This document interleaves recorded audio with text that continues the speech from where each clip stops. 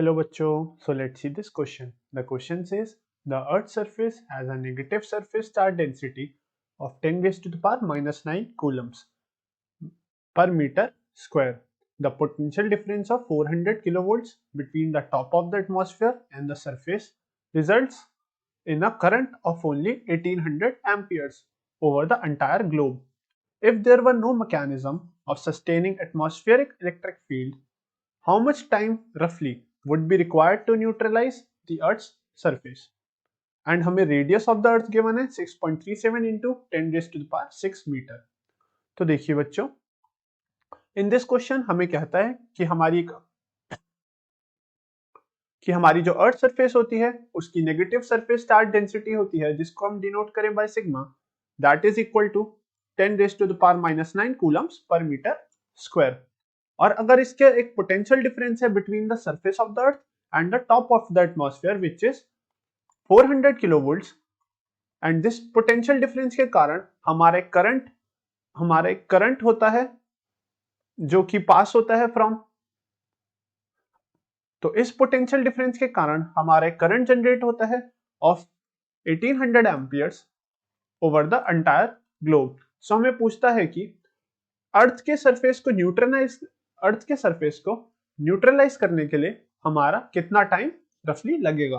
तो देखिए हम बच्चों, हमें गिवन है कि surface charge density of the surface of the earth है sigma 10 raise to the power minus 9 coulomb per metre square.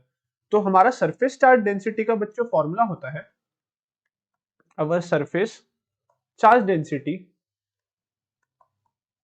Of a sphere is equal to charge on the sphere divided by its area, surface area of the sphere.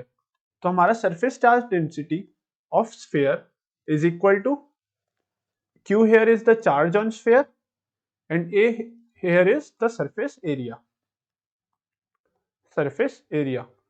सो यहां से बच्चों अगर हम देखें तो हमारा यहाँ पे जो चार्ज आएगा on the surface of the earth that will be equal to sigma times area, and हमें यहाँ पे सिग्मा की भी वैल्यू गिवन है और हम यहाँ से surface area of the earth निकाल सकते हैं.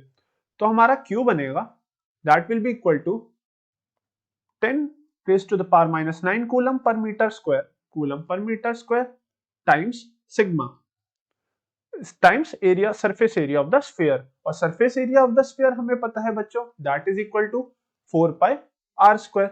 और अगर हम इसमें r की वैल्यू पुट करें which is the radius of the earth, r here is radius of earth, तो यहां से हमारा चार्ज इक्वल आ जाएगा 10 raised to the power minus 9, this is basically meter square, 10 raised to the power minus 9 times 4 into 3.14 into radius का square. और radius हमें given है of the earth which is 6.37 into 10 raised to the power 6 का whole square, इसका whole square.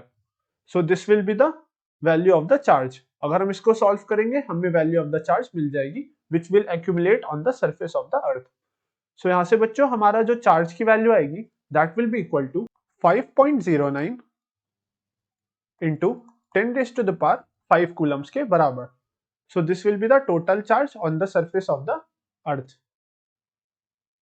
And बोलता है कि हमें अगर इस चार्ज को न्यूट्रलाइज करना है तो हमारा कितना टाइम लगेगा, एंड हमें इस चीज के लिए करंट गिवन है विच इज 1800 एम्पियर्स.